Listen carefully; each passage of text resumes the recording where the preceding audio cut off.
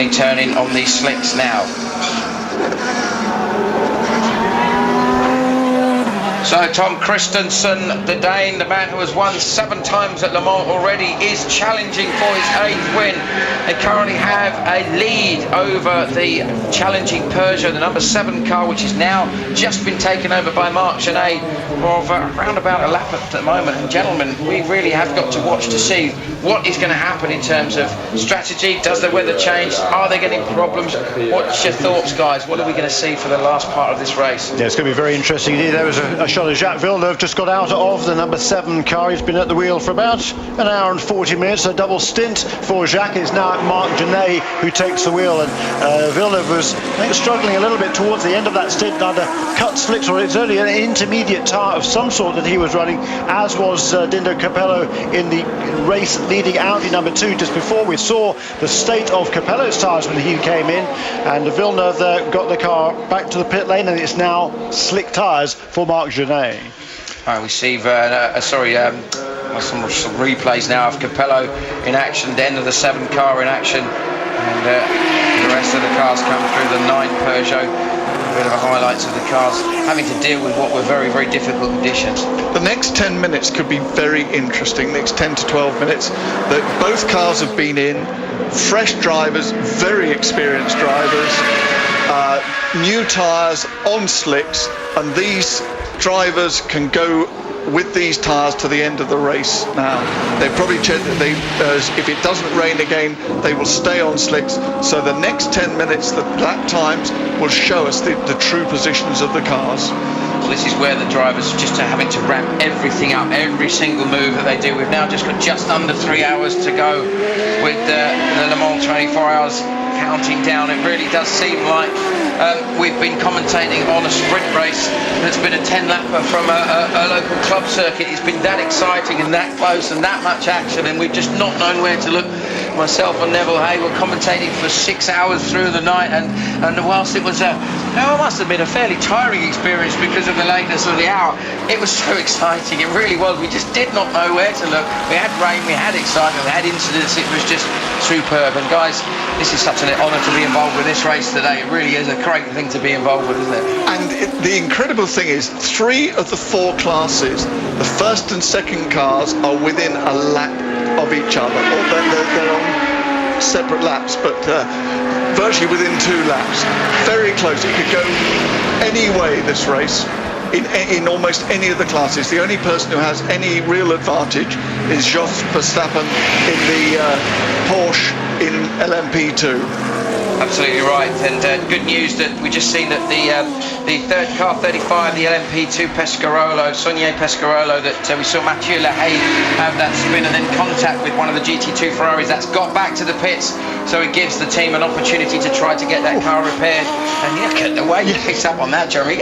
Monster in the curves there was the Peugeot, and it's 009. We heard our pit reporter ask David Brabham the question, are you going to cruise to the end of the race? And I was really hoping that Brabham was going to keep his usual charming self and not give him the obvious answer, which was, of course, we're going to go for it. It was great to see Marc Gené just clambering all over the curbs down in the Ford chicane, and he's got the gap down now to 3 minutes and 10 seconds. It was 3:16 the previous lap around. He pulled 6 seconds back, from just before the round of pit stops, I should say, but he's still on the lead. He's on the lead lap, is Marc Gené, because Jacques Villeneuve had done that job. He'd got that car back onto the lead lap with the number 2 Audi, and it's now Tom Christensen, who has an advantage of just over, as I say, 3 minutes and 10 seconds over Marc Gené. We'll see now whether those slick tyres on the Peugeot, what sort of pace he can get out of that car at this stage in the race. As I said, 10 minutes, we'll know an awful lot more. Well, it's also interesting to see the Corvettes are still running as strongly as ever, even when they have the odd hiccup. Well, they don't seem to have ever got to themselves a situation where there's only been one of them, there's always been one of them in contention. Is the point I was trying to make. And same with the Astons. When Pacini car, the 007 car, had problems, still that 009 car was charging along the front.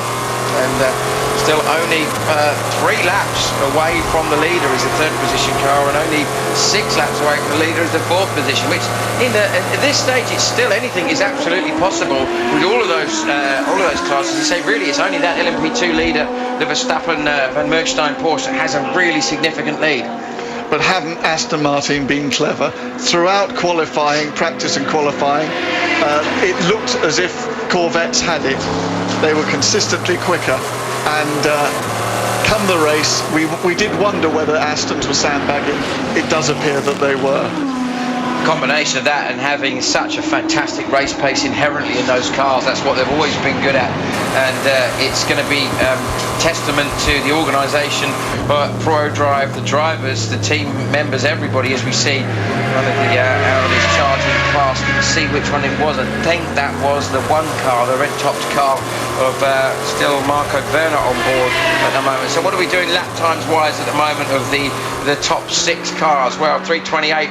2:35 is the quickest car, which was, we think, that car that we just saw there, the number 1 Marco Werner Audi, and second quickest of the top cars would be the Zonta car in 3rd position, I think. So they got the Marco Werner car number 1 back up to speed, haven't they? Just going to take an issue. I don't think that Aston Martin was sandbagging, Chris Buss. I just think they weren't concentrating on qualifying. I think for Chevrolet Corvette, having been beaten here, they wanted to put a marker down. They wanted the pole position, I think, more than Aston wanted it. Aston wanted more the victory, and I think Corvette's just put more of an emphasis perhaps on qualifying. I might be wrong there, but that was my take on it. But it's certainly been a fabulous battle, and it's just been fascinating from start to finish. And how the strategies have unfolded has been tremendous, hasn't it? But it's like playing a game of chess. Yeah, absolutely. That is endurance racing. Yeah, that's what makes it so very interesting.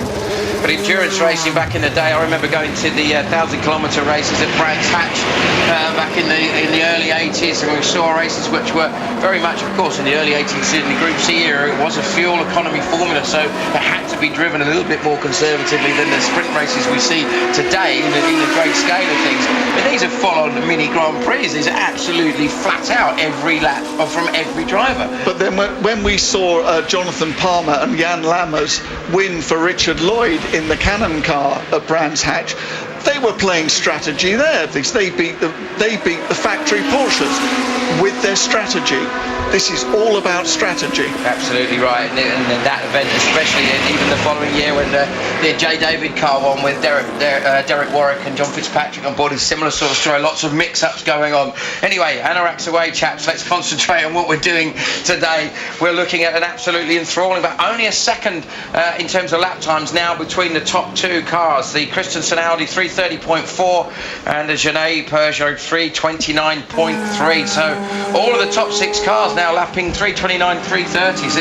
It's a bit stalemate at the moment. You talk about chess, so it's checkmate at the moment, really, isn't it? It certainly is. It's very interesting. Now the conditions are, it's almost fully dry. There's a couple of damp places on the racetrack. It's pretty slippery up at the Dunlop curves, but we saw in the early part of the race when it was fully dry, the Peugeots were definitely significantly quicker than the Audis, and that is emphatically not the case right now, as you just said, Simon. The cars, all of those top 6 cars running laps within a second of each other. Well, we've just seen a shot of the Jamie Mello Risi Competizione Ferrari. That's been the class of that field really all day. Although it's very, very close, and an outstanding job by the British guys in the Virgo Ferrari, the 96 car, the yellow car with the Dunlop livery all over it. And that's a story in itself, the fact that most of the teams that run in the front of this category, as you can see the Michelin logos on the front of the Risi car, as we see now the spin for the 90 car. That's the Pierre Herriot car, which is running in 4th position in class. Could be, I'm just looking to see whether he might be under some sort of pressure from the 5th place car around 30. Not really, it's 6 laps between them, so not really going to be an issue. Well, there we see that 96 car just looking into the cockpit, I think, and I'm guessing, I think that may be Tim Mullen on board, just looking at that. Let's have a look. No, it's Rob Bell. Couldn't quite see the crash helmet properly, but all 3 of the drivers on board there have done a sterling job. Had a few dramas earlier on in the race, but the car's been lapping consistently strongly, and it's still only 2 laps away from the Mello car, so that's still not done and dusted by any means, is it, chaps? It is amazing, isn't it, to me, that the top 6 cars are lapping. They've done the last 2 or 3 laps have all been within a second of each other. That is amazing. those guys are trying to. They're trying to break that chess situation and find one of them going quicker, but they can't. They're very, very close indeed. Okay, so this is the question then, guys. How much of a risk do you now start to take? You're in charge of either Peugeot or Audi. Do we start to say, okay, just keep consistent lap times, and if you're doing 329s, 330s, they're not going to beat you. They're not going to come past you. You're in your comfort zone. We saw yesterday that the comfort zone for Stefan Sarrazin was a 319.3, and the comfort zone for Franck Montagny was a 320. So if those guys can run those times, if they're in a position where the circuit's considered significantly dry enough, are they going to take those sort of risks? Are they going to put the car, if you like, into a qualifying mode? Yes, Jeremy. Absolutely. Yes, says Jerry, emphatically. I mean, the Audi isn't, because they've got the advantage now, 307.094, so about a second a lap. Genet has been pulling off Tom Christensen, but as Chris Parsons pointed out a little while ago, that is not enough. So Tom is in the comfort zone. If he can turn laps around there, 330, 331, 332, that's going to be good enough. Actually, as we say that, it was a good bit quicker, wasn't it? It was 328.4. Christensen held up a little bit on that lap, so it was a little bit slower. But the gap isn't coming down by enough for Audi to get too worried just yet. But for Peugeot, it's pedal to the metal. It's all they can do. Yeah. Is just go for it. They have to. They've got the ultimate speed. We know that they are quicker than the Audis in the dry. They just have to go for it and see what they can do. This race is still open. 2 hours and 48 to go. Plenty of time. I mean, the other question, of course, is that the Peugeots seem to have had such an advantage generally over the weekend in terms of outright pace. Have they still had something in reserve? Have they still been trying to make sure they've got reliability on their side? All three cars, touch wood, apart from the gearbox glitch they had for the 8 car fairly early on, haven't really had any dramas. And I hope I'm not jinxing anybody out there, whether it's Peugeot or Audi. But is there some more to come technically, we wonder, from the car? The other thing that we haven't talked about, and I'm sure that Peugeot are hoping for, is a yellow flag.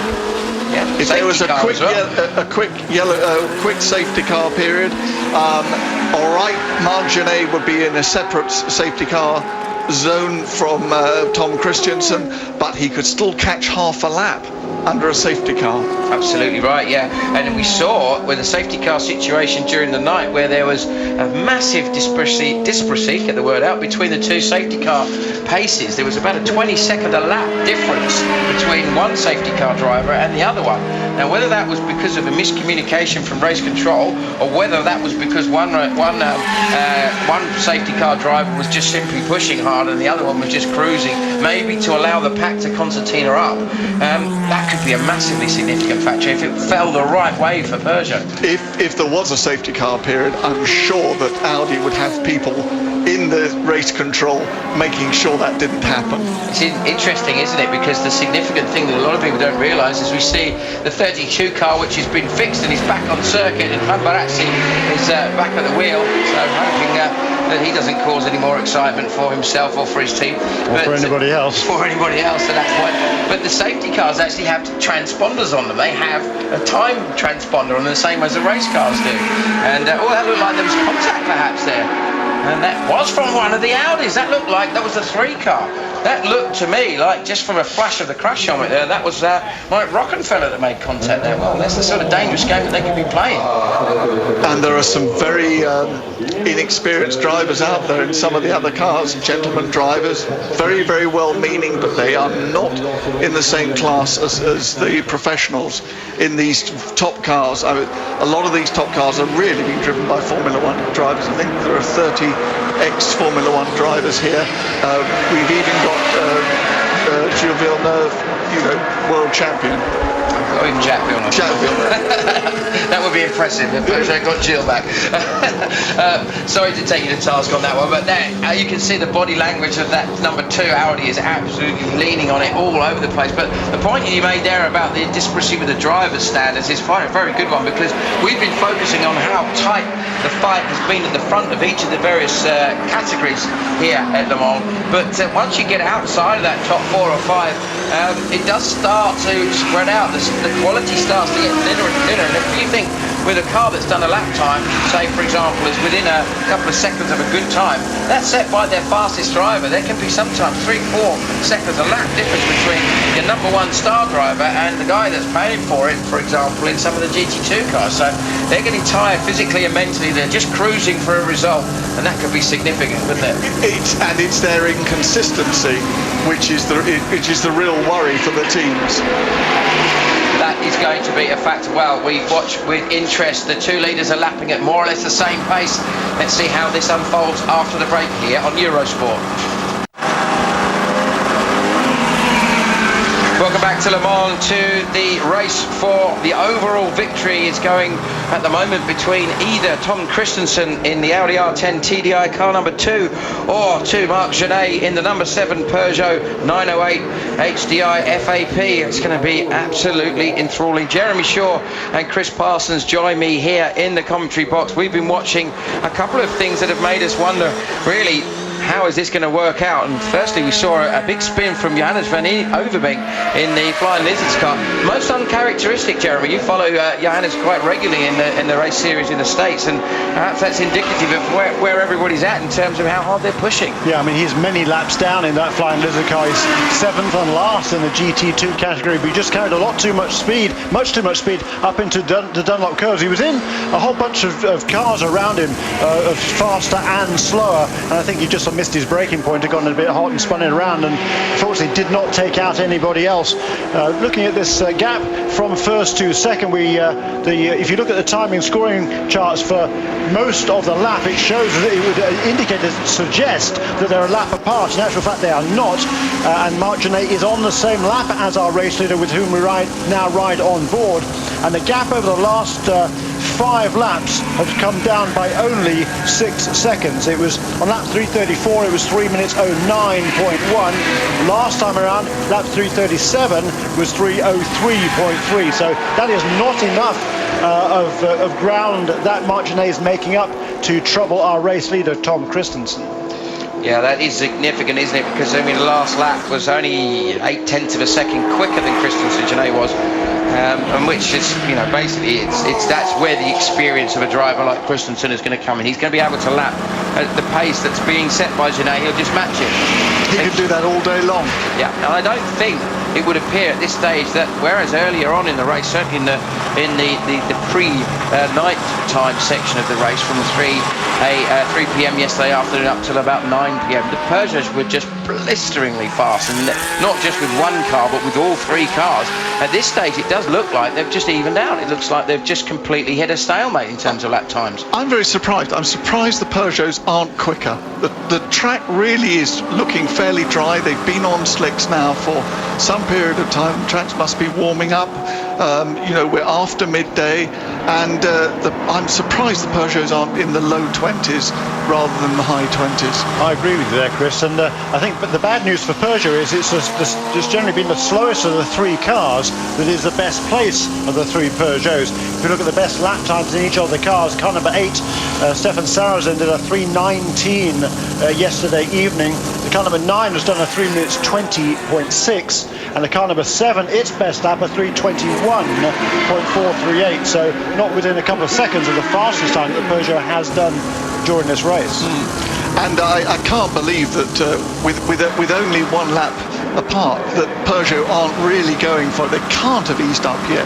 No. The only possible thing I've just been thinking about is that we saw some problems during the night when they had made stops with Peugeots. In fact, I think all 3 of them at various points, they would routinely push the cars into the garage. There'd be clouds of what looked like steam or possibly smoke coming from the vents just behind the engine area.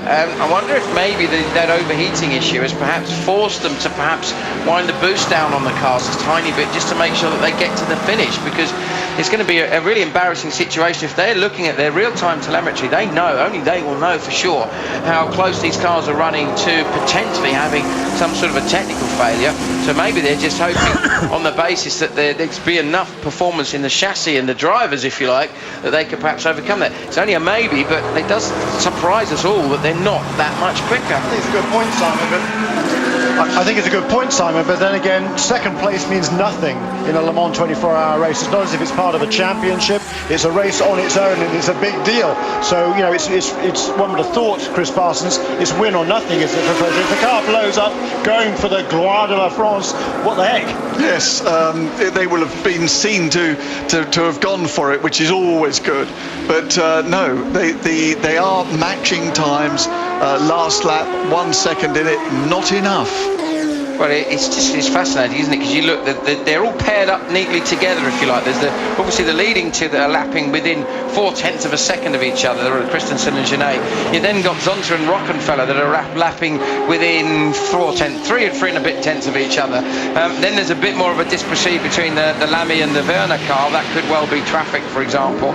But other than that, it's just like nip and tuck, as they always say. That's right, and those two pairs of cars, Christensen and Genet, and then Zonta and Rockenfeller, respectively in Audis and Peugeots, they are both on the same lap as each other. So Rockenfeller is a bit over a minute, I think it is, behind Ricardo Zonta. Maybe it's about almost a minute and a half now, perhaps. And it's a good point you made about going for victory is really the only thing that matters to them, because they've already done it in their first year. They've been awesome. They've had a second position already, first time out. They've had pole positions. They've been consistently the fastest team out there. There is only one other thing that matters, and that is to win the Le Mans 24 hours, especially when they've clearly put so much commitment into making these cars so ridiculously fast. I mean, they're 7-8 seconds a lap faster than last year's race pace, and that shows you the investment in time, effort and development that's been put into these cars. And Mike Rockenfeller just crossed the start-finish line in the fourth placed car number 3 Audi, and he was indeed 1 minute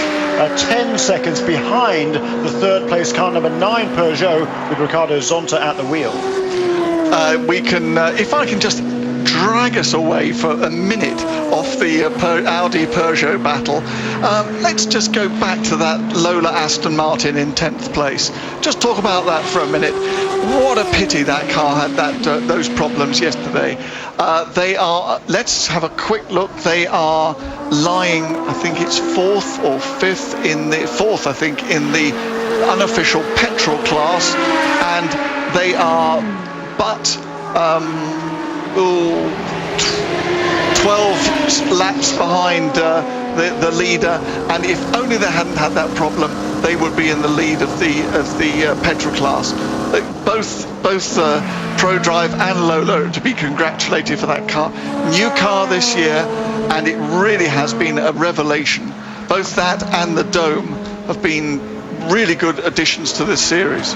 Yeah, I mean, I think we were all stunned by the pace and by the initial reliability of the Dome that we saw early on in the race, and really did. Oh, hang on, what have we got here? We looks like is that Rockenfeller coming in, or is that that's Werner coming in? I think, isn't it? It is. Marco Werner is in the pits now. Is that significant? Let's have a little look. They lapping around about the 3:29. Could just be fuel, perhaps. Could it be? Yes, looking down at the pit, it looks like the number 1 pit are prepared for fuel. There are tyres out, but we think this car's on slicks anyway, and they'll have a look, and if necessary they'll change. But there's the car stopping at its box. Yeah, this is a signal. No, Werner waves away the drinks bottle there, and he's just focusing. He's got his head down. He's really thinking very, very hard about what he's got to do in the remaining part of this race to try to work his way back onto the lap that Pedro Lamy has got. I think he's obviously, they're all feeling in the number 1 car pretty frustrated, I would imagine, at this stage. They've had the brunt of the dramas from Audi's perspective, but let's be honest, they've had it good the last couple of years. I don't feel too much sympathy for them. Quite, not too bad. It is amazing though, isn't it? I mean, we've got one each of the Audis and Peugeots, each in their own little battle. Christensen and Genet in the numbers 2 and 7 battling for the lead on the same lap. Car numbers 9 and 3, Zonta and Rockenfeller on the same lap battling for 3rd place, and Pedro Lamy in car number 8 and Marco Werner in car number 1 battling over 5th place, and separated by just 1 lap. But it's interesting you mentioned earlier about the Lola Aston Martin, and rightly so, Chris, because it has been a fantastic performance by the team and the drivers there. But another great performance has been the consistency of the 17 Pescarolo, the Christophe Tanso driven car at the moment. It's only 2 laps behind that Audi that we just saw in the pits there, and for a petrol engine car, I mean, goodness me, I mean, there wasn't that long ago when you'd see manufacturers saying, we have the best diesel, it finished really close to all the petrol engine cars and things like the Nürburgring 24 hours and so on. Now it's round the other way. It is quite amazing how technology changes so quickly in motorsport, especially when the investment is there to push the development along. If I can just put my plug in for sports car racing and the ANORAC department, Simon, disc brakes made their introduction here. In the 80s, fuel consumption and real gains in fuel consumption were gained through electronic fuel injection, and here we are with diesels for the past few years, and this is really sports car racing showing the way of development. It's interesting you say that about technology, because as we see Nicolas Manassian looking very, very pensive, is that Audi and the Volkswagen Group have had tremendous praise heaped upon a technology they have called DSG, Direct Shift Gearbox, which is a twin clutch system that they use in their road cars, even in things like a development of it, or an evolution of it, is used in the Bugatti Veyron, and that harks back to a Porsche designed and developed system from the 80s, the PDK system, the Porsche double clutch system, which I believe, if I've read my info right, was actually then kind of like sold off, kind of, we're not going to invest in it because we think it worked really well for sports cars because it's a really good fuel saving device. And how far thinking was that system when you look, that's 20 odd years before those systems have been introduced, as we see that Lola you were talking about, Chris. Yep, I remember that car coming to Mount Fuji in Japan, and yes, another first for sports car racing. Well, we look now at the remaining, 2.5 hours of possibly the most thrilling and interesting Le Mans 24-hour race that certainly I can remember for a very, very long time. And what it does really reiterate is that we've been privileged to be involved as part of the broadcasting crew for Eurosport, but anybody that's sitting at home who's got any kind of interest in motorsport that doesn't really perhaps follow motorsport and sports car racing that closely, you don't really need to understand rules and the ins and outs and what tyres and what fuel regs and this and that. You just want to see some racing, and that's what we've seen. Racing has been pure, hasn't it?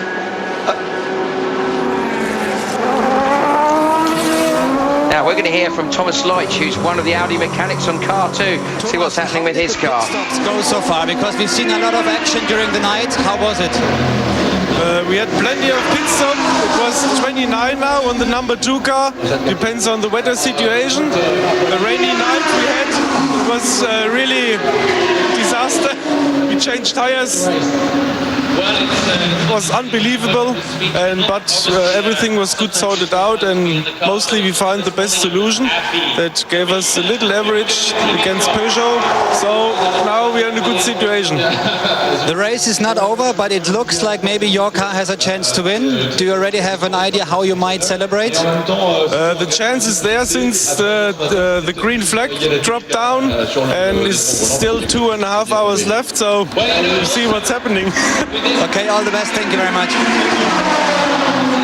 Well, there is the drama for the 8 car. That's really been the one Peugeot that's had the majority of the problems, was looking so strong. Of course, the pole position car for Stefan Sarrazin as Rockenfeller brings the car in, the number 3 Audi from 4th position. That is potentially going to mean that the 3rd position, number 9 Peugeot of Ricardo Zonta may edge a little bit further away. Now let's watch to see whether there's that overheating that we saw. We saw something along these lines last night from the Peugeots, and I wonder if this is what perhaps is affecting the pace that they're having to allow for this eventuality, and this is going to ring alarm bells with the top 2 runners, surely. Absolutely. If this car's overheating, the other one will be.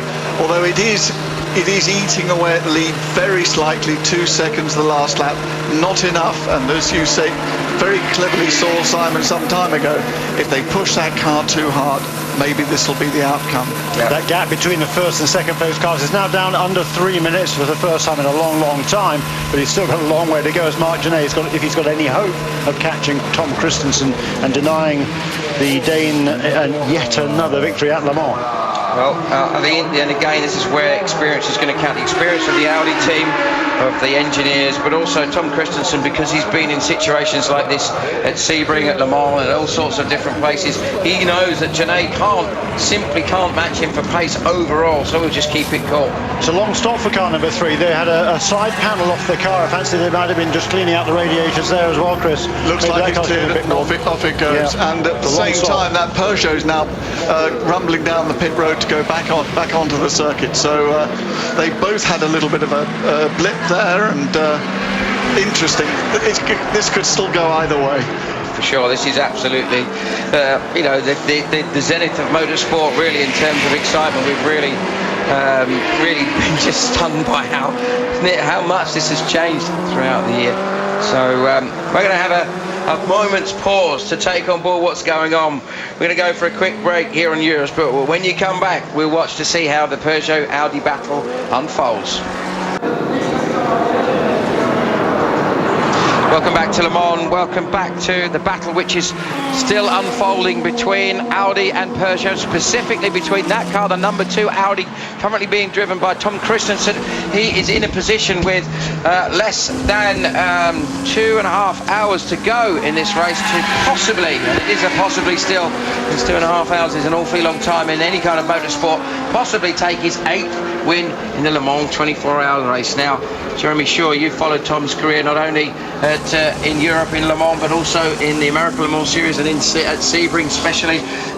What's your take on what makes this guy so special? Yeah, and Formula 3 before that, he's a star. He's just super cool, calm and collected. He's a very focused young man. He's the package.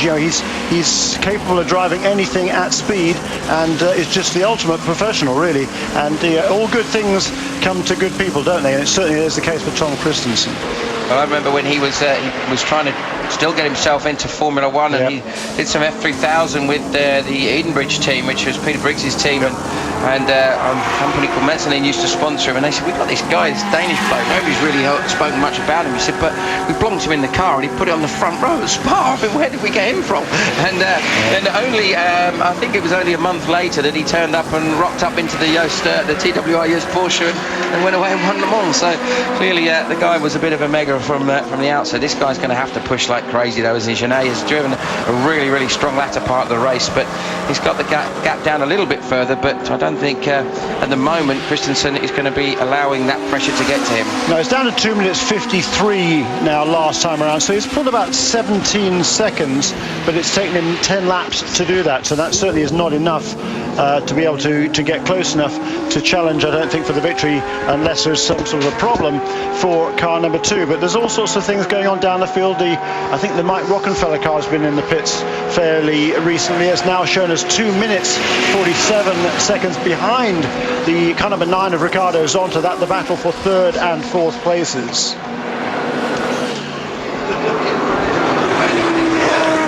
So you can see here there's been a huge crowd here all week long. I think there were 45,000 people here for qualifying on Wednesday, which I believe was a record, and the crowds have been here all night. They're partying away in the infield. It's been a fantastic spectacle.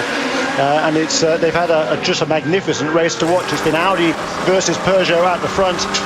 And let's get down to the pit lane. Luc Alfrond had run a couple of cars here in the Chevrolet Corvettes in the GT1 category, and his cars have had some problems, but they are still running. Luc, 2 semaines pendant la test, vous avez donné un pronostic. Maintenant, vous êtes 5e. Derrière les voitures, vous avez c'est imbattable, c'est ça? Il y a les 4 voitures usines qui sont devant nous et ils ont fait un super match. They had a good test here with the cars. They run 2 cars, of course, this weekend. They ran fairly well in a test a couple of weeks ago. On est la première équipe privée pour l'instant, parce que bon, il faut. The first private teams here. They're running in 5th place in the class, 5th and 6th in class, behind only the factory cars from Corvette and Aston Martin. So Luc Alfrond is delighted with what his small team has achieved. And looking after the cars, that's their main focus, is to make sure the cars reach the finish of the race. As we said, they've had a few problems, but they certainly are running well. Collaboration avec l'usine. Mais c'est les voitures qui sont faciles à conduire, généralement, mais en plus solides, parce que ça peut prendre des coups et en même temps c'est très fiable. Donc c'est vraiment fantastique. fantastique pour nous. Happy with the way his two Corvettes have been running and his drivers doing a consistent job. It's exactly what was required of them. In the meantime, here is the race leader onto pit lane, and also in the pits is the Peugeot car number 7. So the first two cars on pit lane at the same time. Sorry to interrupt Luc Alphonse's interview, but I think this is more important to us in the race right now. The Peugeot stop has almost been completed. There it goes. So the second place car is back underway. Marc Gené still at the wheel, and Tom Christensen pulls to a halt in the Audi pit, and the service is being done on that car. I think it's going to be fuel and tyres only. Sorry to interrupt that interview. Luc Alphonse just going to have to come at the wrong moment. This is much more important. I think the first two cars in the race on pit lane at the same time. There goes Marc Gené. He's on the lead lap, and as you can see now, he's able to inch a little bit closer. He's certainly got that gap down somewhat, but there goes Tom Christensen. I didn't actually see whether they did put fresh tyres on that car at the end of the day. I don't think they did. I think it was just fuel only. They had the tyres ready to put on the car, but I think they elected not to do so. Get Tom back out in the fray. He's certainly been running very consistent lap times, and they've been pretty comparable with Marc Gené in that number 7 Peugeot. So we're inside 2 hours and 20 minutes to go in this race. Marc Gené certainly is catching Christensen, but not quite, it would appear, by enough to be able to reach him unless there is problems for that car number 2. We've been joined by a guest from the United States, John Doonan, who's the motorsports manager for Mazda in North America, and of course he runs a Mazda supported car in the LM2 category in the American Le Mans series. And John, you've got a lot of involvement also in the Cruz Schiller car that was had all sorts of problems this weekend. Finally the car's been out of the race, put out of the race early this morning, but boy, those guys just did a magnificent job. Just tell us a bit about the engine program and what the plans are for Mazda Motorsports. Well, first for the Cruz Schiller team, the Lola Mazda, a valiant effort, heroic effort after the big wreck on Wednesday night. We did lose a gearbox at 3 a.m. this morning, but frankly, we started the engine program similar to the way we do a lot of our North American motorsports efforts, and that's through a customer program. And so we tried to develop it in the ALMS with BK Motorsports over the last 18 months, and Cruz was the first team here in the European series to adopt the engine. They've had some good finishes here as of late. Had high hopes for this weekend, but unfortunately I was able to go back and freshen up at 3 a.m. My hope was not to have to do that. Yeah, that's right. It certainly was they've had all sorts of problems with that car, as you say. They're brought about primarily by that huge crash that Hideki Noda had, in a valiant effort to get that car not only back into the race, but for it to run as long as it did, as well as it did, because it certainly turned in some pretty respectable lap times. Absolutely. For the first 5-6 hours, it just ran like a top, and the boys just stayed on it. And again, unfortunately, some bum luck. But you know, the engine itself represents a high volume of engines in our street cars. The MZR family of engines, the Mazda 5, the Mazda 6, the Mazda 3, the CX-7, all those vehicles carry that family, that construction of engine. And for us, it's Scott Atherton uses the word relevance an awful lot, but for us, that's exactly what it's about, is we race what we sell, or we sell what we race. And there's an awful lot of Mazdas competing on a regular basis in North America in all sorts of different series. You've got a couple of series for the MX-5 or the Miata, depending on where you're based, and you of course support the Skip Barber series. You support karting ranks below that, then the Skip Barber Racing School series, and then Star Mazda, Formula Star Mazda, and then the Atlantic series as well. So you've got a real progression for young drivers to come through in motorsports. No, you're absolutely right. My colleague Jim Jordan and I are here this weekend, and I think that's 75% of the motorsports department at Mazda. But we do have a pretty vast program. We're excited about it. Again, it starts with the grassroots racers, both in karting and club racing, and then allows people to grow up the motorsports ladder.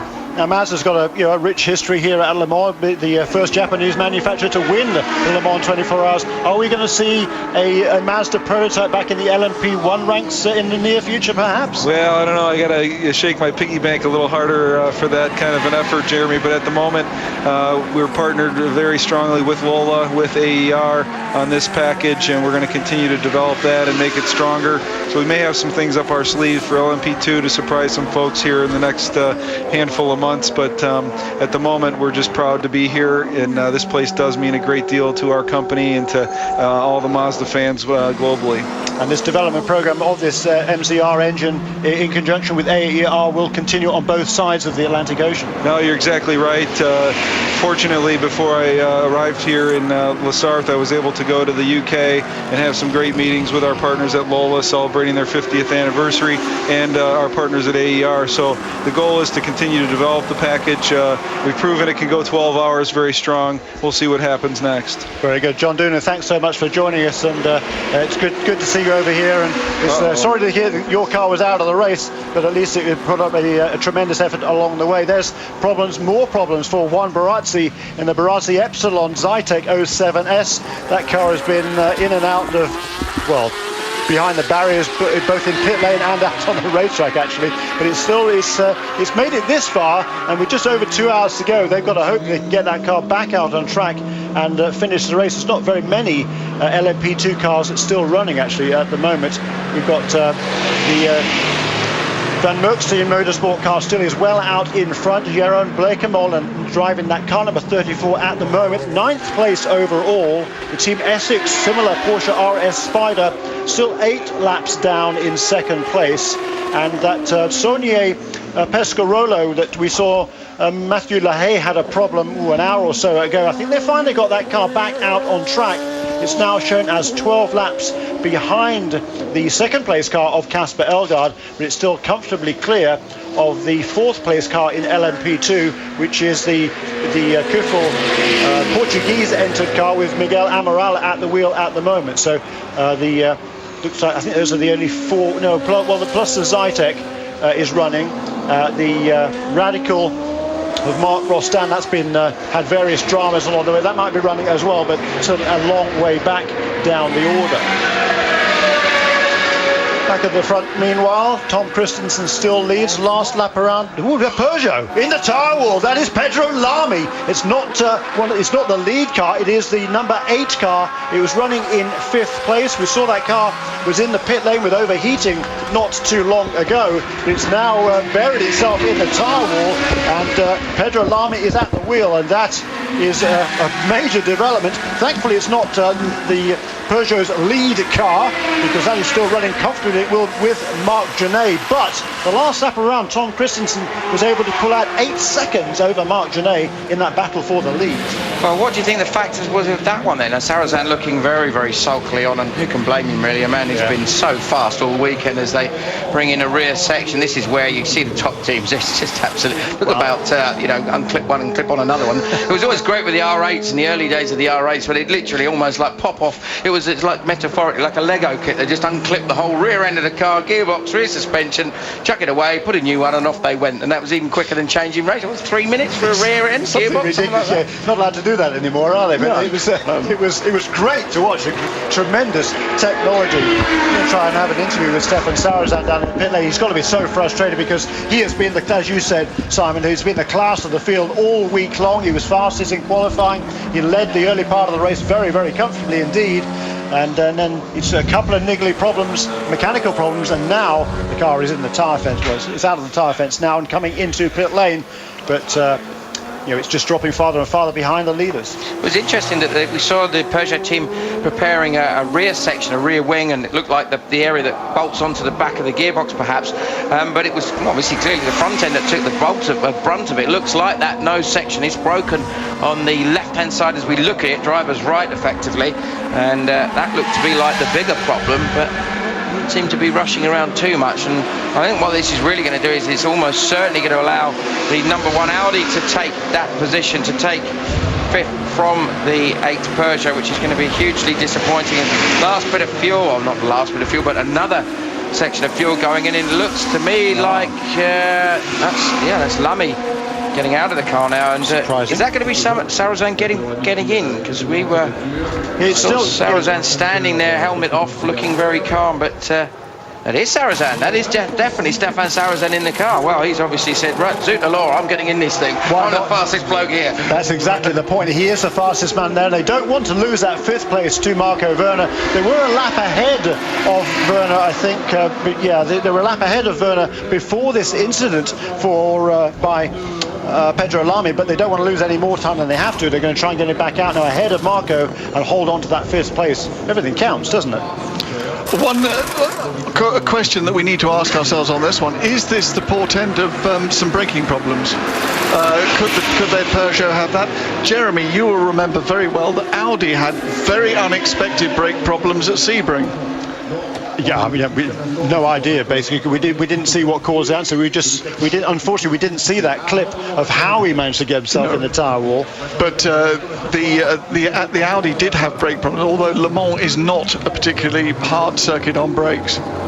But again, we're obviously now we're almost 22 hours into a 24-hour race. We said earlier on that most of the teams are running one set of discs and pads for the duration of a 24-hour race, and interesting to see that could be an issue. But they are changing the tail as well then. Rain. We have rain. We have rain. Just what Audi wanted. Oh. Just what Audi wanted. Well, Dankeschön, they're saying. I don't think I completely disagree with you there, Chris. I mean, they were comfortable out in front. They just needed a status quo, which they had there with a dry track. Yes, Genet was closing in, but not particularly, not by enough. It would have appeared to make a difference. Well, now if the rain starts to come down, a little bit of rain, that's going to make the track very, very treacherous and difficult, not only for Tom Christensen, but then the worry comes into some of these slower cars as well, doesn't it? The Sarrazin waving his arms, he's getting very animated about something. Shut the door, come on, I want to get out there, I want to do some driving, what's going on? We saw that there was a big drop in lap time, or gap rather, between Christensen and Genet. That's reassessed itself a little bit on the following lap, and 3:38 for Genet, 3:40 for Christensen, 3:42. Well, the times have dropped significantly. That rain must be coming down quite hard. These guys are out on slicks on what would appear to be an incredibly greasy circuit now. All of a sudden, this is going to throw a spanner in the works. Chris Parsons, you made a very good point not that long ago. What about a safety car? That could much more likely to happen with these sort of conditions. Imagine, for example, how ironic would it have been if Pedro Lamy had crashed hard enough to put significant debris onto the circuit, causing a safety car, causing his teammate Marc Genet to actually be able to be on the back of Tom Christensen and race him hard. And Christensen has a problem. Is that a spin or was that that was wheel spin? But look here. There it is. There it is. Oh, that is significant contact. That is exactly the sort of thing we're talking about. Now we've got to wait to see if there is damage to that right rear corner of the Audi. That is why the Audi drivers, Rockenfeller there, and Lur was looking so concerned. And that is exactly how this can turn around. Absolutely right. He just turned into the corner there, and the Barazzi car was there, and he just turned across its bows. I think he thought the Barazzi car was going to get on the brakes and let him take the line into the corner. He didn't, and that is exactly the problem you have with gentleman drivers. Well, Barassi he's a reasonably sensible gentleman driver. I take your point entirely, but that is a fairly significant drama that's happened. Now, this is it. This is really it. This could be the difference in the race. If the conditions are getting as greasy as we think they might be, and if there is damage to the Christensen car, well, this really is going to hand the initiative to not just the 7 car, but possibly to the 9 car as well. It could turn around as a Peugeot 1-2. I mean, we're getting ahead of ourselves a bit, but they're getting out the is that cut slicks or is that inters? That looks like cut slicks to me rather than inters. Wow, that was a massive development. Has he got away with it? He's had good luck here in the past, no doubt about that. Tom Christensen, that's what you need to win a 24-hour race. You need a slice of good fortune. Has he got away with that? It was a pretty hard impact, wasn't it, Simon? It was indeed, and we're going to hear from Pedro Lamy, one of the top Peugeot drivers. He's going to tell us his view on what's happening at this stage in the race.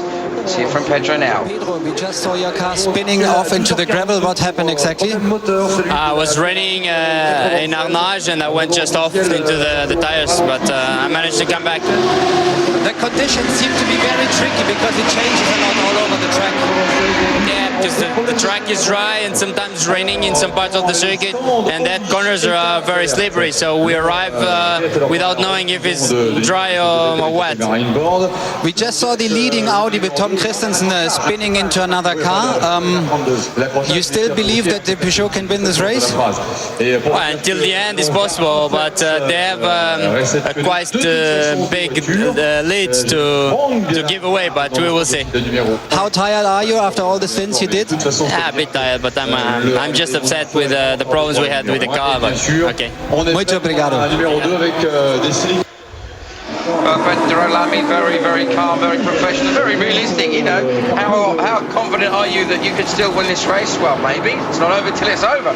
It isn't over till it's over, guys. We've been saying this for 22 and a half hours now, nearly 23 hours.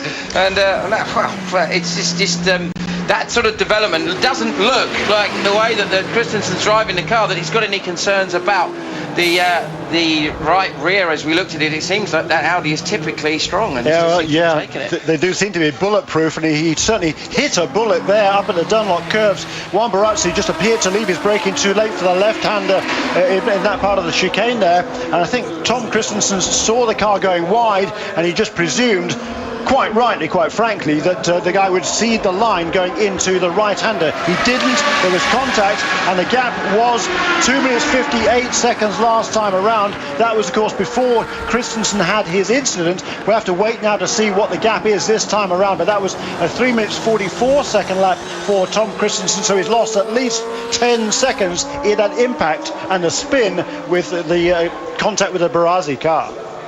Well, interesting there. We're going to take there. You see reaction from Nish. Christensen was waving his hand. We're going to find out exactly what's happening. How's it going to unfold? Join us on Eurosport after the break.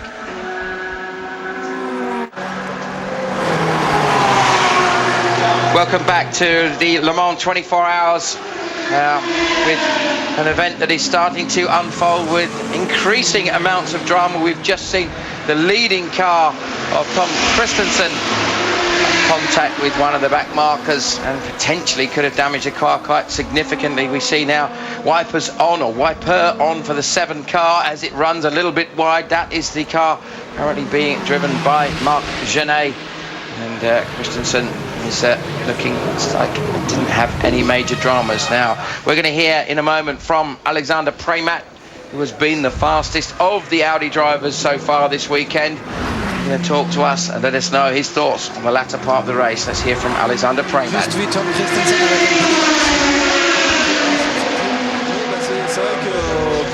Du Dunlop, il y a eu un accrochage avec Tom Christensen. C'est vrai qu'il avait pris l'avantage sur la Mazda, je crois, et la Mazda n'a pas freiné. Donc suite à ça, elle l'a percuté sur l'arrière droit.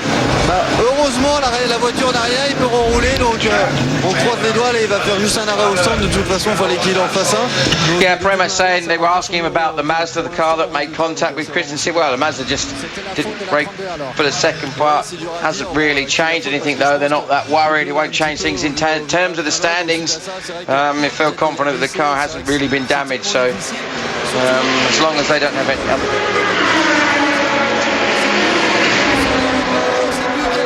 So it's starting to rain a little bit now, and it's going to be interesting to see how, if it gets a little bit worse, whether that's going to play into their hands. Well, we think so. We think we're pretty confident that we can take what we've got and just continue the lead. Question is now, is fatigue affecting you? You've done 3 stints. Yeah, everyone's getting a bit tired, but you know, we're running on adrenaline now. We know we can win this race, so we're all going to be firing all the way to the end of the race. Surtout cette année où il y a eu énormément de concentration la nuit et le petit matin, parce qu'en fin de compte il pleuvait un petit peu, donc il fallait être vraiment concentré. It was particularly hard through the night when we had to concentrate so hard. It was such difficult conditions. We were all pushing hard, and it's everybody's been absolutely on the maximum. I think every driver in all of the 6 cars, the 6 diesel cars, has been pushing as hard as they can.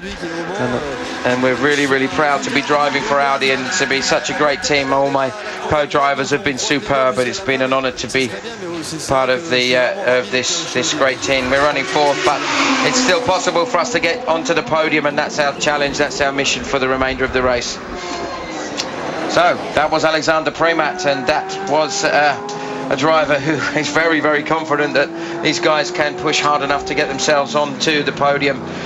Now, as we run down with almost exactly 2 hours to go of this fantastic race, I'm going to hand over to my colleague Jeremy Shaw. What's your thoughts? Oh, it's great stuff, isn't it? There's 2 minutes 44 seconds now between the two lead cars, down by about 11 seconds. That incident cost Tom Christensen, but he seems to have got away with it. Last lap around was a 3 minutes 31.391, which is within a second of the lap time that Marc Gené did. So again, Gené not closing that gap by enough. The battle for third and fourth is still raging, a bit over a minute between Zonta and Rockenfeller, and now the battle for fifth and sixth also is raging, because Marco Werner is in fifth place after that long pit stop for the car number 8, but Stefan Zarazin has got behind the wheel of the Peugeot number 8, is now only 7 seconds behind Marco Werner and is flying a 3:25.774, significantly quicker than anybody else last time around. Well, we thought that would be the case with Zarazin. We saw him getting in the car. It was almost like a gunfighter going out for battle, and he had that real intense body language. He's angrily slamming the door and getting out of the pit lane. And now with under 2 hours to go, it's really is hotting up now. Chris Parsons, you've been keeping an eye on what's happening in the other categories. Yes, it appears that the Aston is asserting itself over the Corvette. At one point there were 2 laps between the cars. Don't know about the pit stop situation, but if there are 2 laps, that would help a lot. Well, the GT2 class has also seen a significant change. We saw the British-run Burgo car with the 3 British drivers of Bell, Sugden and Mullen looking good for a podium, and they've had some problems and dropped out of the top 3. It's now the Ferraris of Mello, Malucelli and Eret that are the top 3, despite Eret's various problems he had. Seem to have still dragged the car around to a sensible position. In LMP2, we haven't really spoken about them for a while. Blake Mullen now has a lead of 8 laps over the other Porsche RS Spider of Kaspar Elgard, the Essex racing car, who in turn is, 12 laps ahead of the 35 LMP2 car, the Pescarolo of Mathieu Lehay. And good to see that those guys got the car out running again after some big dramas. So with the classifications rolling across in front of us, I'm going to hand you over to my colleagues Carlton Kirby, Liz Halliday and Mark Cole, who are going to have the honour of bringing this race to its conclusion. It's been an absolute pleasure being involved. To my co-commentators Chris Parsons and Jeremy Shaw, thank you so much for an exciting time, and we are going to be watching with a lot of interest and a lot of passion as this race runs down to its conclusion, as we see the number 7 car charging down towards the end of the race. I've been Simon Hill. Thanks for listening, and enjoy the remainder of the race as we hand over to Carlton Kirby, Liz Halliday and Mark Cole. Yes, Jeremy Shaw signing off as well. It's just been tremendous fun. I've had a lot of fun working with you guys, and it just has been a magnificent motor race. And of course, it isn't over yet, is it, Carlton Kirby? By all means, Jerry, it's been lovely working with you. It sounds like a big love in here, but we've had our own travails here. It's never an easy thing to have this sort of task, and it's always a pleasure to be part of such a great team. And thanks to all of you at home as well, who've shown your appreciation on the websites. We've appreciated knowing that you're out there and supporting us as you do. So it is indeed the run for home. Liz and Mark just getting themselves into position. Thanks to Chris Parsons as well. Little handshakes going all round. Now settled, and well, talk about settled. Peugeot settling into a groove here. Tom Christensen looked moderately rattled when he got into that glorious, what was previously glorious Tangerine and Silver machine. Unfortunately, or fortunately for him, no sanctions handed down, and we were expecting that he may well get called for it being an LMP2 car. I think if it had been a GT, Liz, I think they would have had some kind of penalty imposed on them. Well, I think so, absolutely. I mean, he's such an experienced driver, but, you know, you're getting really late into this race. Everybody's a bit tired. He'd been in the car for quite a while, and it just, in my opinion, it's just a bit of a mistake. You know, he knew the car was there.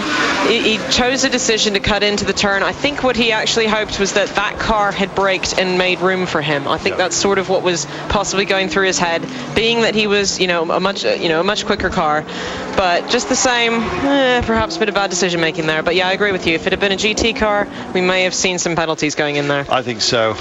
This stage of the race as well, it would have been a very, very tough call for those judging whether or not he had made some kind of infringement to call him for it, because effectively it would have ended Audi's challenge, and you can bet your boots they would have been annoyed about that. Hey, a little bit of a treat for you. We've got Heinz Harald Frentzen just waiting for a chat down pit side. Congratulations as well to our pit crew who've been zipping up and down and working so hard to just keep you informed and in touch with everybody who's a part of this glorious event, the 76th running, of course, of Le Mans here on Eurosport International, Eurosport World, British and the rest, all over Europe. It's a tremendous thing to be able to stay in touch with, and 24 hours live. Wow, we've been on duty a long time, but it has absolutely flown by. And in a few moments time we're going to be having a word about our favourite cars and drivers out there, and wouldn't mind having your thoughts as well. So we may well just get an independent thread which will be called the Run for Home. The Run for Home is what we're going to call it, and then we'll have a chat with you on the message boards as well.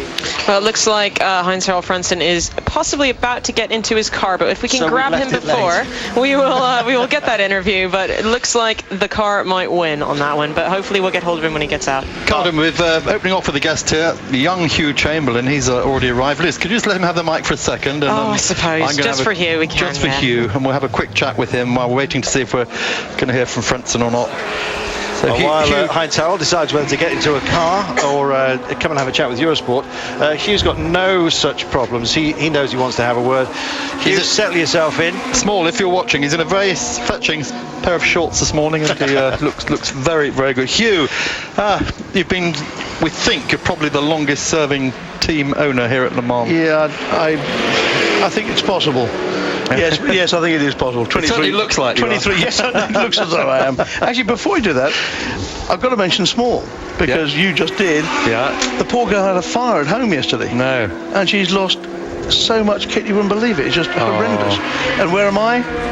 Playing with my toys at Le Mans. Dear. But poor old Small. Anyway, there we are. Hugh, very brave effort this year, running the first ever husband and wife team at Le Mans. Amanda coming here as the first Brit girl for 30 years since Juliet Slaughter, and hasn't been the dream debut for her, has it? No, not really. It was a very sad day. I mean, the whole thing, we started going downhill shortly after the flag, and it just didn't help very much. We started with punctures, and then we had problems with the engine, and then we had problems with poor old Amanda going off, and we really honestly do not know why that happened.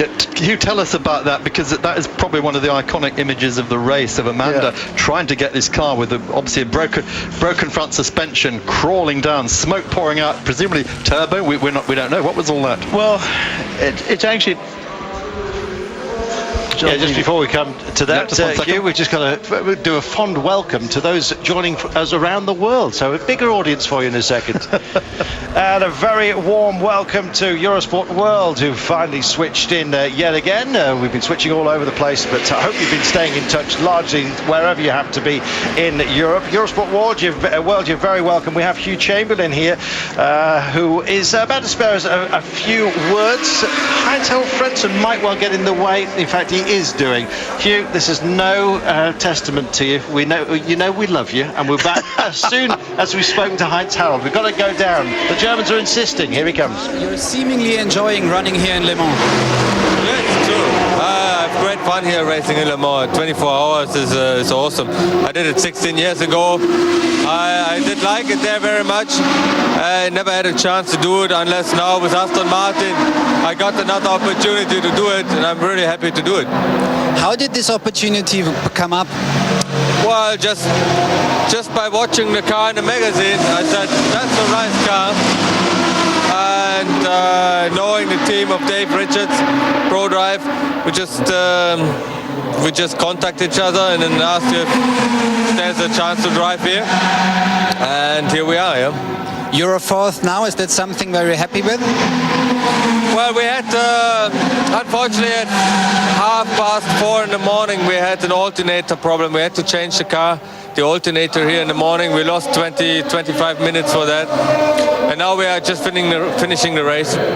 You're a fourth now, but you're definitely running the most beautiful car in the whole lineup. Are you agree? Yes, I'm feeling proud of it to run it around to show it to the people. Thank you very much and enjoy the rest of the race. So, Hugh, that's Heinz-Harald Frentzen doing a job for Aston Martin. But we're just going to ask you about Amanda's picture of the race. Yeah, you're not sure of the cause of it yet, but what was all this smoke because she was going down? Well, the smoke was simple. The turbo oil system works at high RPM, and when you tickle along at 20 miles an hour, then there's too much oil and it isn't scavenged out the bottom of the turbos. Right. So we actually changed that system whilst we were repairing the damage. But Hugh, the main thing is she got the car back, and that's what it's all about, isn't it? Yes, it is, but that's a remarkable thing done by Amanda actually on the ground, but by the engineer Dave Lampitt, who has fooled me completely by being bright. And he sat and thought about it for a few moments, and he said, if we can get her to change the damper settings, we can get it home. I said, what? Lateral thinking. Yeah. And the fact is that the wheel was pointing out because it had been damaged when she hit the wall. So what we did was we'd actually been sensible enough to give her a long radio lead in the toolbox in the car, so she could get out and walk around the car and still talk to us. So yes, this is what's happened and that's what's happened. So she plugged in, and we said go to the front of the car, and the damper hatch is a thing about 18 inches square. Undo the clips, which are dead easy. You can do those. You've got little handles on. Take those off, and then take the left-hand damper as you're looking, or the right-hand damper as you're looking at it, over the front, and wind the spring platform right up as far as because you'll be able to move it. Okay, so is the spring the thing that wound you? Yeah, that's the bit. The damper's that's the bit. And she wound this off, and of course that had the effect of taking the left front wheel off the ground. Clever. Sneaky, huh? Oh, well done. So it was then a three-wheeler. Right. She then was told to put the damper hatch back and get back in the car, nail herself in, fire the motor, and which she did, and drive back at 55 miles an hour because that was enough to keep the engine cool with enough air, and that was what it did. She got it back. She got it back. That's all you can ask. Really good deal. Good girl. Good Spangly, if you're listening at the moment, Hugh is actually says he loves what you did. Thank you very much. And Carlton, something you spotted? Yeah, quite a few things actually. The big one, driver change on the Audi number 1, but the Audi number 3 has been pushed back in, and there is consternation down there. Still not sure what the problem is. I don't know whether it was anything reported by our college just beforehand. Been a bit of a kerfuffle as we just changed over, but they're clearing everybody now. Cameron's been told to get out. The front has been off, and suggests suspension. Don't know what. But it's back out now, rolled out, and all of these cars, as we get towards the business end of the race, it's where the real test begins. We're just seeing as well that the Lamborghini 55, which has had something of a trial as well, is also about to be fired up. They've let the number 3 go, which is good news. The best news for Audi, of course, is that Tom Christensen hasn't faced a sanction not yet after his collision. I don't know whether they're going to be looking at it. Did you see the incident, Hugh? I did. I think that it was just one of those things that happens. I think that he was going around the outside and doing what he had to do, and he probably misjudged it a bit. But I don't think it's a sanctionable thing. I think if it had been a GT car, we were speculating, he may well have had his wrist slapped and possibly a stop-go. Would have been a big call, wouldn't it? Because it would have been a huge call. The thing is, if you're on tippy-toe like that, going around the outside of somebody when you're actually offline, trying to get back to the right-hand side, it's you only need somebody to lean on it and the thing would fall off. So the tap wasn't nearly as bad as it might have sounded or seemed. It's arguable, but if you're travelling at this is one of the things you're going to have at Le Mans because the speed differential is so great, and the guy that was in the LMP2 car is no fool, but he's going much more slowly. So what do you do? Hugh, the Lola. Are we going to see this car again at Le Mans, or are you starting to look at the coupe route, or? Well, we wouldn't be doing our job. We didn't look at everything. Yeah. I suspect that this is the 3rd Le Mans for that car, and it's very sad it didn't complete with all 3. It finished and was classified in both the last 2. I don't think it's very likely that will come out in that guise again. It's possible we might look at certainly one of the options is to sell it to the deserving poor somewhere, or perhaps make it into a coupe, because you can actually, a lot of the bits are interchangeable. But will we see this car again this year at Le Mans Series? You should see this car again at the Le Mans Series, yes. Excellent, Hugh. Almost certainly going to the States. Great news. You need to get both sides of the pond. We love having you around. It's been a pleasure to have you on board. Very kind. Go and get some long trousers. It is getting cold and a bit damp. Is it? Yeah. Yes, I think that perhaps I had a couple of beers too many after I left here last night at 1:30. And thought that was just on. You got adrenaline covered knees. I think actually I did take the shorts off when I got into bed, but I might not have done. That could be why they're still there. Thank you, Hugh Chamberlain. Tremendous stuff. Hugh, a massive part of Le Mans racing. Always a pleasure. Never at shore. Now we're just taking a look through the GT1 class. A moment ago we saw the 90 car. The 90 car has its full door back on at the moment. We're just looking at the car in second place. It's Ferraris 1, 2, 3, 4 and 5, and that's in case you're just joining us very late, that's because the lead two Porsches took each other off, including of course the Flying Lizards that so many people thought so much of, particularly in qualifying. Looking at the 97 car at the moment, Pierre Caffer's car, the white car that you saw just a moment ago that's running in third place, it now again is all white. I was speculating earlier on that as it borrowed a door from a sister car which was all green, if it had gone on to form a podium or maybe even win the class, they were going to have to produce a model with sort of the wrong door, which wouldn't have suited the sponsors at all, but it would have been true to the result. And as a result, what they've done is they've repainted or rebadged up that good door in their sponsors' colours. So if they do come good, then my little fantasy about having a door that looks like a Barnsley taxi is not going to happen. Yeah, we have lost 20 cars now. That's the total. The last one going out, the 96 Virgo car I just mentioned with Rob Bell. But yeah, Ferrari, Liz, they've been dominating, but only because Porsche self-destructed.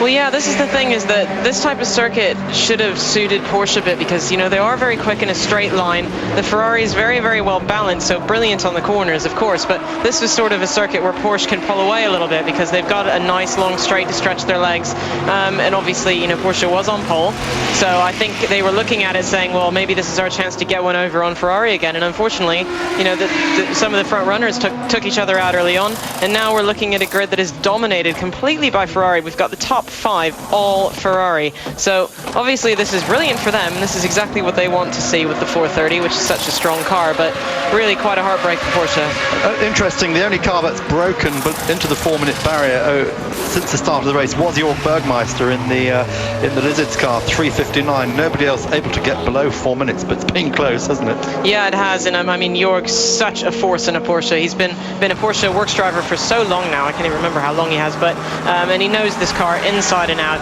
and you know, he's always going to get in the car and push as hard as he can. So it was nice that we could see that early on, and he was leading for quite a while, I believe, in pushing and doing those times. Only 2 pit stops now, the difference between our leader Tom Christensen and Marc Gené, who we're on board with at the moment. Incidentally, the 9 car is now in the hands of Montagny. He's come out. They've had 36 pit stops. The leaders only had 30, so that is essentially the difference on the timing screens between what is a lead and potential winning car and those who have lost out. And the big losers will be Peugeot if they don't win it here. So much was expected that they may even be looking at a 1-2-3. Mark, you were tipping Peugeot as likely winners here, but it's just been the fuel run essentially, and the rain as well, playing into Audi's hands. Well, of course, one of the Peugeots had the Gené car had those persistent gear shift problems, hydraulics problems at the back there, and then again Frank Bieler, clutch problems in that Audi, so that's why that one's dropped down. One each at the moment, but at the end of the day, the top 6 cars are all diesel, Peugeots or Audis. They are. Tom Christensen at the top. Carlton, when we get a moment, Janus Wimpfen from Daily Sports Cars joining us. He's the #1 archivist of sports car racing in the world, so we'll get him on in a minute. So anything you want to sort out before that, or? No, I'm happy to go and have a cup of coffee. I'll be back in a second. So Janus Wimpfen about to join us, and just getting a message here. What's that one? Xavier Pompidou?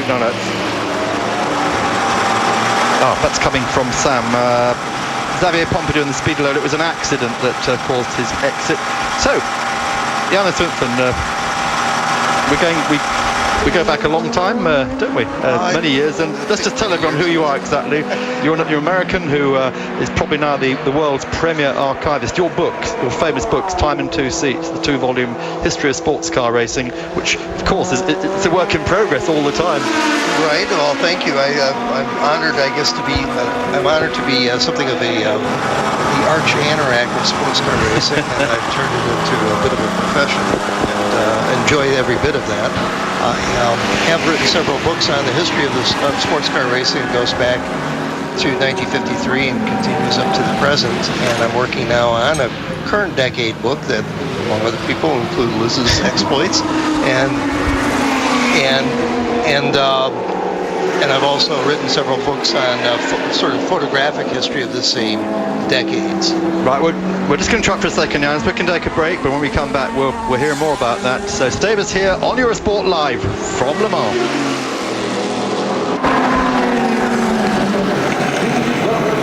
Welcome back to the Le Mans 24 Hours. We're live on Eurosport. We're about to go down to the pits and have an interview with Jamie Mello, who's recently gotten out of the Risi Ferrari car. So we're going to look forward to that coming up. And until then, we're going to carry on our interview. Mark? Yep, yeah, they're down there, as you say. Jamie just about to get the microphone shoved. That car is, of course, leading GT2. We've lost its main rival, which is the Berger Motorsport car.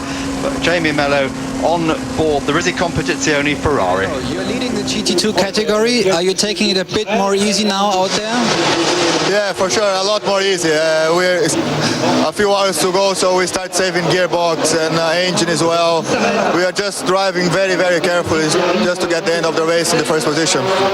We just saw another accident of Tom Christensen, like slightly before. Is there still a lot of traffic? Is it still difficult because maybe the tiredness kicks in?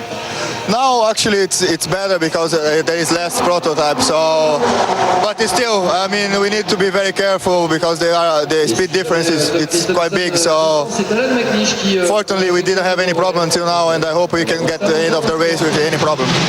Is it surprising for you that you're leading the category? No, it's not surprise. We came here to win the race, and until now we are leading the race. So hopefully we can finish it like this. The car it's really good. Risi Competizione, it's a great team. So Michelin tires also it's very consistent. We can double stint, triple stint the tires. So it's really good for us. Thank you very much. Obrigado.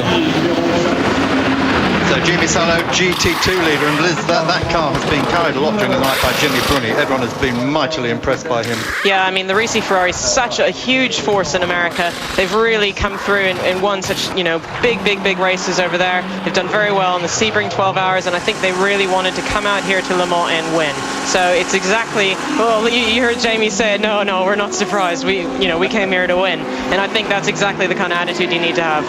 Well, sitting with us still is Janus Wimpfen, and Janus, we're just starting to talk about your book, Time in Two Seats, probably the most expensive motor racing tome I've ever bought. Certainly, I had to buy it because I mentioned in it as well. My drive in the 1974 British Airways 1,000 kilometres at Brands Hatch. Liz is in it as well, as you said. I don't have one, so... And then you just showed me a draft, and there's my picture again in the new one that's coming out. Right, there's a shot of you, a svelte and somewhat darker Mark from 20-some years ago, interviewing Jochen Mass in one of your earlier projects at Brands Hatch, and I'm happy to say that that's going to be published in the new book that's coming out in August. When's the book coming out? August? The book is coming out in August. And will be called? It's called Monocoques and Ground Effects. It's published by Bull Publishing, and will be actually released in the United States at the Monterey Historics. And of course, it'll be available in Britain through Chater and Scott. Through Chaters, all the usual outlets in Britain and throughout Europe. Excellent. Now, Janus, you've been coming to Le Mans for a long time now, haven't you? I have for a couple decades myself. And your take on this year's race? I'm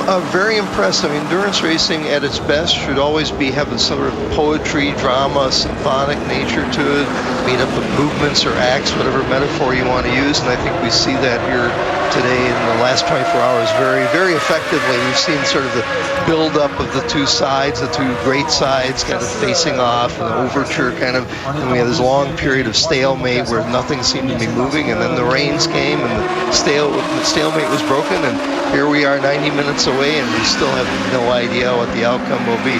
It's drama at its best, as only endurance racing. That's the beauty, isn't it? Yes. I know there was there's been a bit of a controversy in the one of the New York papers. They interviewed Formula One team owners and asked them about Le Mans. They all said, "Oh, it's nothing. It's 3 drivers just pootling around." But how many of them have actually gotten in and done a sports car race? That's my first question for you. And Liz, you're the first to say the other night, Le Mans is no longer an endurance race. It's a sprint race. It has been the last few years. It is. It's flat out, and I mean, it's a lot harder than racing just one class of racing. You've got to deal with traffic all the time and run your own race, and I think that's what a lot of people forget. They say, "Oh, well, yeah, long endurance, boring," but you know, we're in traffic all the time going flat out, and that is a skill in itself. And not only that, but you have the physical aspects of this, the endurance physical aspects. You have the mental aspects to work with. You're dealing not only with traffic, but you're dealing with a large variety of cars and different qualities, a large variety of different drivers as well. And to constantly process all that is quite a task. And not taking anything away from Formula One, that has its place. And then you add sleep deprivation into it, and it all gets a bit exciting. Yannis, we're going to have to wind you up there because we've got other guests, but you work for Daily Sports Car as well. Thank you to you, all the team, Graham Goodwin, everyone. You're so helpful to us with the American Le Mans series. You know, we do use all this stuff, so everybody do log on, dailysportscar.com, and read Yannis, read Graham, all the guys. And book comes out in August. Everybody get yourself a copy. Yeah. Looking forward to it myself. Thank you for coming up. Thank you very much, Mark. Okay. So Liz Carlton about to get back in the hot seat. Yeah, we're just shuffling our way around here, and we'll just give him a baby wipe, he likes it. Yeah. Carlton's had a cup of coffee. He's fired up, caffeined up, ready to rock and roll to the finish. Right, well, while you were all having a little bit of a love in there was quite a lot going on screen. So just to catch up with everything that you've seen at home, the 17 car, the Elite petrol car, having what seemed to be a slightly laboured time in the pits, no longer than the dome here. That's had more than its fair share of difficulties, and the poor old 5 car as well. You saw that too, the Matmut machine. It's rough out there. It was never pretended to be easy, this, but you can see as well here, look at that, there is the Pescarolo finally back and out and racing, but the performance difference between itself and the Peugeot there for all to see. Minassian back in with it, and we're just about to be joined, I believe, by another guest. We've got Xavier Pompidou coming in, which is fantastic. He'll be having a chat with us about the Speedy Racing, the Anglo-Swiss outfit, the number 33 car. Zav, very warm welcome to you. It's terrific to have you on board. This race, it's a heartbreaker, isn't it? It's more difficult than anyone can imagine, this 24 hours. That's why it's magic. Yeah. It's the most difficult race in the world, I think. So yeah, it's just great because it's difficult and you never know the result before the last two seconds.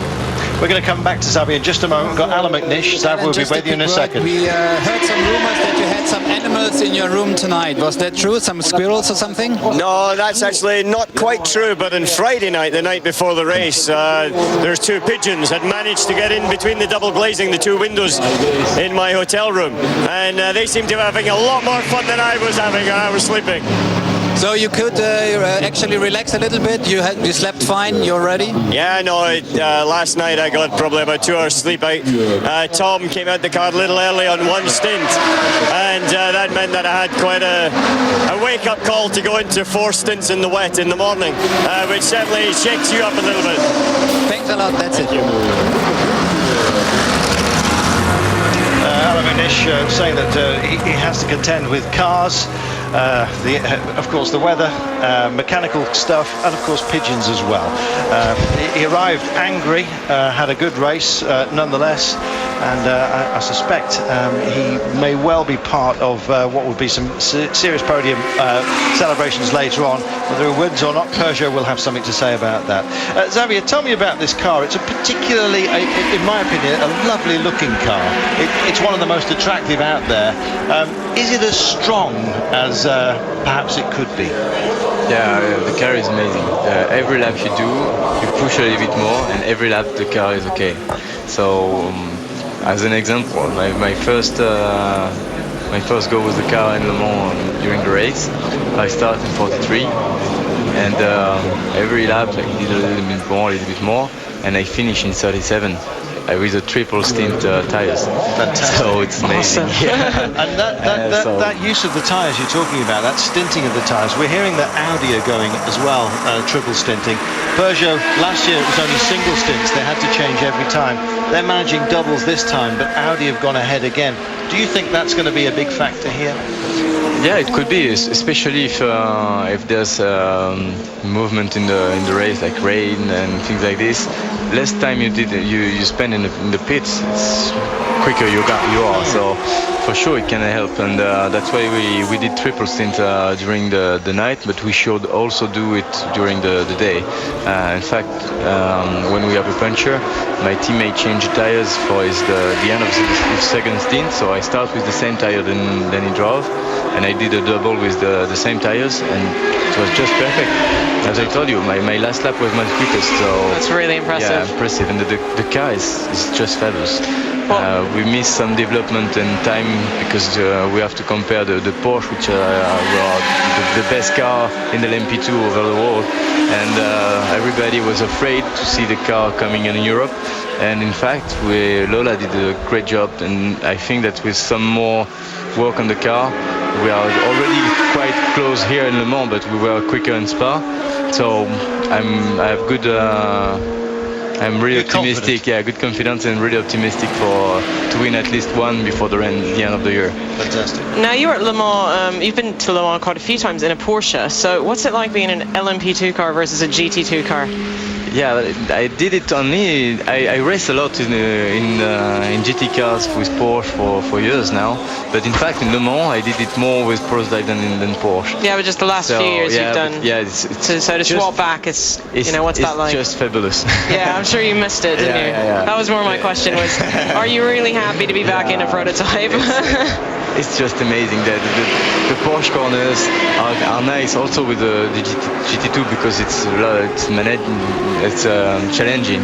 But here it's challenging, and it's 250, 260k. So it's just great. Just one last question. Just tell us about the approach speeds that you've been experiencing with the LMP1s, particularly the Peugeots. At night, that must be terrifying. Yeah, night and day. Yeah. They are just in another planet than us. Yeah. For example, in the Porsche corner, we have, maybe because of the weight also, but we are at least at the same pace, but as soon as they put the gas on, we cannot follow for more than 2 seconds. They disappear. Absolutely. And that's true that during the night it's difficult because when they are flashing behind, you have a lot of difficulty to evaluate how many seconds they will be of course at your side, so it's quite difficult. Yeah, no wonder they have these rules whereby if there is contact, it tends to be the fault of the higher series because they are the danger and they just have to respect you. Tell us about what happened to the car then. What's happened with the 33? Why is it not running? The car, they're just here where the Peugeot is in Indianapolis corner. I was driving normal, good pace, but not really pushing because it was not the right moment for that. And in fact, the marshal didn't put the flags that it was already wet. A little bit like Pescarolo during the practice with the whole of the Aston Martin, the same. And I arrived, the entry of the corner was dry, and when I was in, it was wet. So nothing to do. I touched the barrier with the front left. But the car was still quite okay, so I managed to bring it back to the pit. And the shame is that when I was in the pit lane already, just before the last chicane before the speed limit, a Corvette arrived like crazy, and he pushed me on my back. Oh no! So he pushed me on the curbs. And the time with the first gear reward and like this, I have an overheat of the engine, so we have to stop because of the engine, in fact. Okay, so just preserving it to fight another day. Well, it's been great to have you, Xav. Best of luck for the next time. Thank you very much. And I was really happy to see Liz also because there's I haven't seen you all weekend, so nice to see you up in the studio, and we enjoyed watching you on the screen. You were very impressive. The finger also for the horses. Yeah, thank you. See you. Bye. Cheers. Thank you, Xavier. Well, Xavier Pompidou, Yeah. And we're going to take ourselves a short commercial break, and we'll be back in just a few moments' time, live here on Eurosport at Le Mans.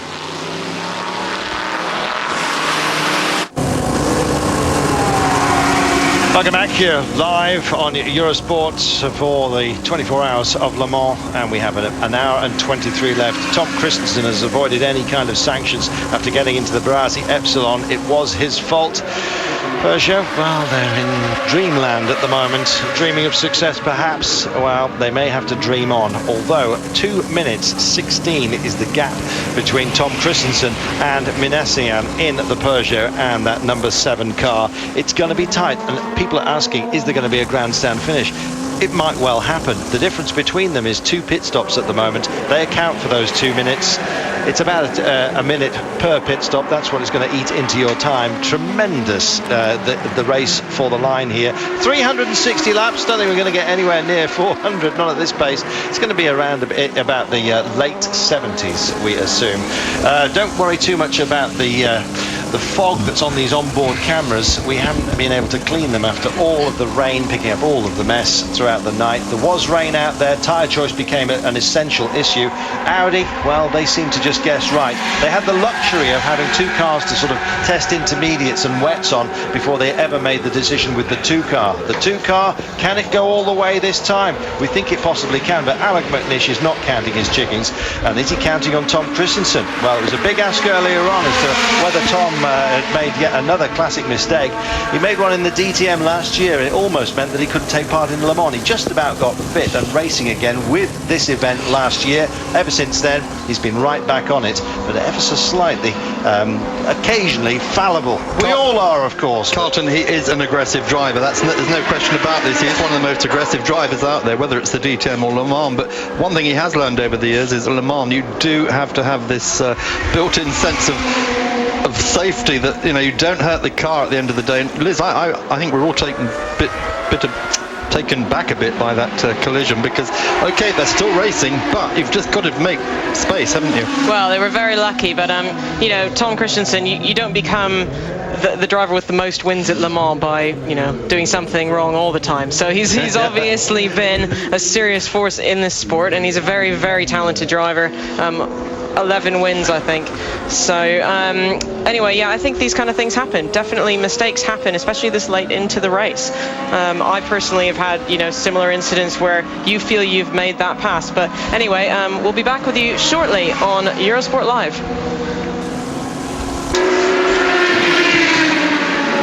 Very warm welcome back. Now, as we run towards the end of the race here, an hour and 18 minutes do remain. Just be aware that there may be some chops and changes due to other scheduling on Eurosport, and if it does suddenly disappear from your screens, it's probably somewhere else within our organisation. So we're on Eurosport 2 at the moment. We're about to switch over to International, so you may have been hoping to be here a little bit longer, but it's just a case of going to the menu and heading off to one of our other channels, because being a multi-sports channel, naturally enough, we do know that you love your motorsport, and we're going to be going over switching to International if you happen to be on Eurosport 2 in just a few moments' time. That will be British in the United Kingdom. As for Eurosport World and Eurosport Asia, I'm not quite sure. You're going to have to check your menu. Mark, it's getting busy out there, and are we in for a grandstand finish? Well, we've had this one lap gap for the last 4 hours, certainly between Christensen and Minassian. Fantastic drive during the night by Christensen, by Capello, to push that car back into the lead, and they've stayed there ever since. They've had their rock and rolls at the moment, as we've seen that collision. Minassian, though, is doing all he can. He's the fastest man on the track at the moment by 4 seconds, and but he's not going to call that lap in, is he? 4 seconds a lap over the next 90 minutes. He's just not going to be able to do that unless Christensen has a problem. It's a big haul, isn't it, Liz?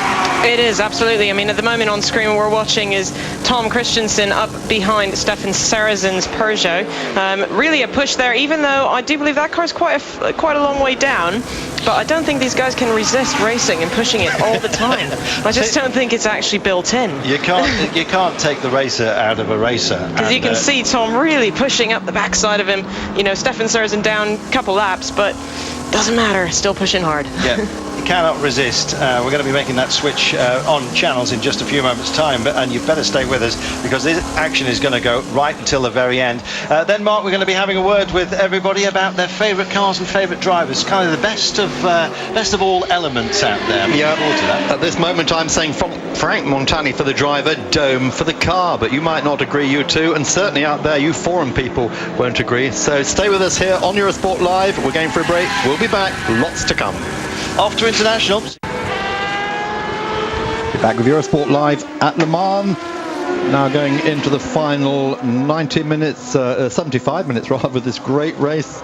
It's 1:45 here in France, and 3 o'clock is when the checkered flag goes out. There's the Aston Martin Team Modena car still in the running. That car, though, has had all sorts of problems during the night. It is probably going to get there, like most of the Astons here, and in fact, even the Charouz Lola Aston Martin is still running. So ProDrive are in the position of having all 3 cars that they started finishing this race. Absolutely, and this would be a big treat for ProDrive because, you know, having their engine in a prototype car to finish Le Mans, I think it's the first time that's happened, certainly for a long time. So that would be very exciting for them. Team Modena that we're looking at here, they've had a tough race. They've had a lot of problems in practice, a lot of trouble in the race. They're currently running last in class, but at least they're still running. So Christian Fittipaldi at the wheel, very experienced driver, XF1 again. We've got lots of those in the race today, but good to see them still running. They're going to keep pushing onto the flag, all by in 8th place. Yeah, he's in 8th overall. David Brabham leads. 8th in class. Sorry, 8th in overall in GT1 is what I was going to say. Yes, class. Okay, right. David Brabham then at the wheel at the moment of the 009 Aston Martin. Jan Magnussen still chasing him, and that gap between him and Mags mirroring the gap between Christensen and Manassin at the top of the field. As we look at all that going on, just looking further down, talking about the Astons and the engines, they're more and more engines hopefully going into prototypes from production cars. We're aware, aren't we, Corvette has been looking very, very strongly now doing the same thing. Yeah, I think all these big manufacturers would love to have a winning car in every class. I mean, that's got to be every big sports car manufacturer's dream, is to be able to win all 4 classes in a race like Le Mans. So certainly, you know, Aston Martin has basically got something, has got a foot in almost every class now. So I think Corvette would like to be a part of that a bit more. So what Liz and I are talking about is the fact that the ACO last year mandated production engines can now be used in prototype cars, which is the Charouz Lola with the Aston Martin engine, which came out of one of last year's winning cars. Now, certainly the Corvette engine has actually been used in prototypes before. It was in the Lister, I believe it was, at one point. But definitely they'd like to have a stronger showing and be in there a bit more and sort of get their foot back into that pond a bit more. I think what's happened, the ACO has given all sorts of breaks if you use a production engine, haven't they? So you're not going to suffer against a thoroughbred racing engine. Yeah. The Celine still going strong. That's an impressive showing as well. This is the car that Christophe Bouchou put on the front row of the GT1 grid. That's still going strong. Christophe, in fact, on board this car at the moment, the 50 car run by Labre Competition, Jacques Lecomte's eponymous outfit. Again, they've had a tough race as well. Lots of problems. Lost a wheel very early on. Not the way you want to start your race. But they've kept on pushing. They've kept on going.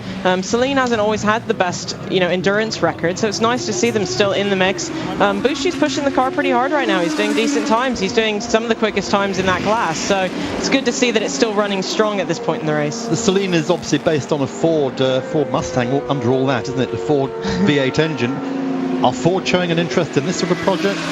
Oh, I don't know that much about that, but certainly the Celine has always been a car that I've been a fan of. I think it sounds wonderful. It's very, very quick in a straight line. Having raced against them, they're just a rocket in a straight line, and they look fantastic and been very, very strong in LMS. As there goes the Charouz car going past the 55 Lamborghini, and that just brings us further down on the diversity of cars. I don't think any of us expected to see the Lamborghini still running this morning. It's had 3 differential failures. No, I think this is a miracle, actually. They've really worked hard. And when was the last time we had a Lamborghini finish Le Mans? I mean, I can't remember, unless it's happened and I'm just completely off base, which is possible. But certainly they have struggled here historically. You're quite right. One has never finished Le Mans. They started Le Mans last year, and that unfortunately ended after Marco Appicelli's qualifying accident. The car was sent back to Ritter Engineering in Germany, rebuilt, brought back here, but unfortunately there was things happened. So really, this would be a huge, exciting feat for them to finish, and they're not far off. We are on the home stretch to the finish of the Le Mans 24 Hours 2008. So hopefully that Lamborghini is going to make it through the checkered flag. I mean, as a driver, Liz, just finishing Le Mans is already something, isn't it? That's such a big buzz in itself. Better to be on the podium or at the top of the podium, but to finish is already an achievement for any driver. To finish the Le Mans 24 Hours is huge, yeah. I finished in 2006. It was a really big moment for our team. We had a lot of problems that year, as a lot of teams have.